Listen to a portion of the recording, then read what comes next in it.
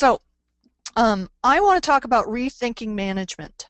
I know that when Agile first started showing up on the scene, some people said, we don't need no stinking managers. We'll just write code. And I think that is a little bit too simplistic and not necessarily very helpful.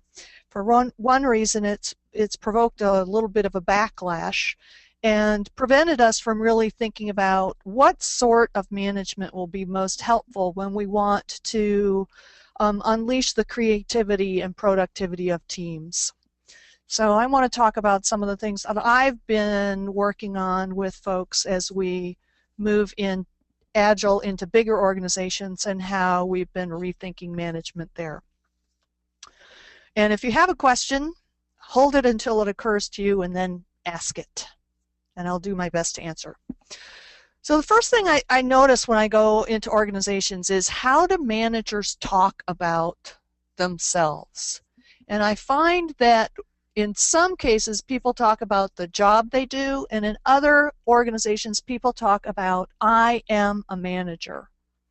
And it's very much tied to their identity. And that makes them think that they're different from other people. They start thinking that their motivations are different, that their willingness to work is different, that their commitment to the organization is different than other people who might be in the front line doing the work. And usually the comparison isn't particularly favorable. So if you couple that with some of the systemic effects of hierarchy and command and control thinking, you end up with a situation where you have a dynamic where managers are looking down at teams, expecting teams to do things, and teams are looking up to the manager, expecting to be told what to do. And when you have this situation, it's extremely difficult to bring about empowerment in an organization and really help teams be creative and do their best thinking and bring their intelligence to bear on solving the problems in the organization. So some things that managers do to lessen this impact is to set clear boundaries about where the team does have autonomy, and set clear boundaries about what self-management belongs with the team and what actions the manager still needs to take. And that helps some, but the pattern will still persist to a greater or lesser degree as long as all of that power is concentrated with the manager. So we need to think about management not as a monolithic role. Oops, that's too fast, too far. But rather as a set of interrelated roles that can be separated out and carried out from many places within the hierarchy, not just from above teams, but from beside teams and from a position of supporting teams. So some of the roles that I see as being critical for managers, if they really want to unleash the productivity and creativity of teams, is developing people. And that can be related to career development and helping people understand how they can advance in their careers and understanding what the paths are for them. But it can also take the form of looking at developing individual skills in coaching and mentoring, in providing a community of practice where people can come together with other people that share their functional skills to really develop themselves, to become aware of the latest thinking and the latest practices and the latest effective ways to apply those skills. It can take the form of ensuring the technical integrity of products. And this is a role that I think is often overlooked as an important management role. Sometimes it's carried out in an architectural team, But I see this as a role that is sometimes played by managers, and this is another role that in many ways doesn't really require the hierarchical power to carry it out. It's a role that really looks at being a shepherd for the integrity of the system and helping people understand how to ensure that so that they aren't so dependent on one person in one role as a bottleneck. Are there any questions at this point?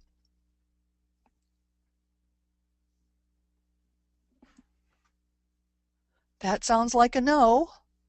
All right. So developing people, ensuring the integrity of the technology, creating a community of practice, are all things that managers really need to do, and they don't have to be in one person, right? This could be a role that's separated out and not necessarily tied to hierarchical position. Of course, there's still the aspect of handling the legal aspects of employment, and that, because it is a legal role, does need to stay with someone who's acting as an agent for the corporation. But that's a small piece of all those other things that managers do, which are not dependent on hierarchy. I think one of the most important things that we need to think about when we look at rethinking the role of managers is one of the effects that does come from just the artifact of hierarchy, that anytime you're in a hierarchical situation, there's a tendency for people to be in the top, in the middle, in the bottom of the hierarchy. And in traditional management organizations, traditionally managed organizations, this plays out in the looking up, looking down dynamic, but it also plays out in the way that goals cascade through organizations, in that most managers are in competition with each other for scarce resources.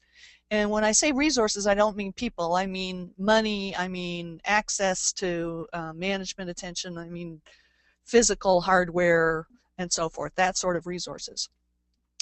So since they are in competition with each other, they seldom work together. And I think that's, as I said, one of the really critical things that managers need to do when we're trying to move toward an organization that really enables people to do fabulous work, instead of an organization where managers are telling people what to do and really controlling in the sense of assigning work, monitoring progress, and so forth. So when that happens, managers can actually begin to work across the organization, but they have to have something specific to work on. It's not enough just to say work together, collaborate with each other. People need a specific container that creates a project or an effort that they are going to work on together. And that is working on the organization to improve the organization so that everybody's performance can be raised up. In order to do that, managers really need to step out of just looking at events and start seeing the patterns that exist in the organization. And this implies that they need to have a different set of tools to really enable them to look at patterns. Some of these are the standard sort of system thinking tools and analytical tools that enable them to really understand what is happening over time, what are the underlying issues, and what are the structures that are really creating the patterns that they're seeing in organizations. And until managers see those, or people in management roles see those patterns and understand the structures, they're left with only a limited set of tools for making improvements in the organization, which is usually telling other people what to do. Once they understand what the structures are, then they can start really making changes in the organizational system so that there's a chance for everybody to really do better. But it requires letting go of some of that hierarchical control, shifting the focus from just looking down and telling people what to do to looking across the organization, seeing patterns, and working on the system rather than just working in the system. So I don't think management should go away.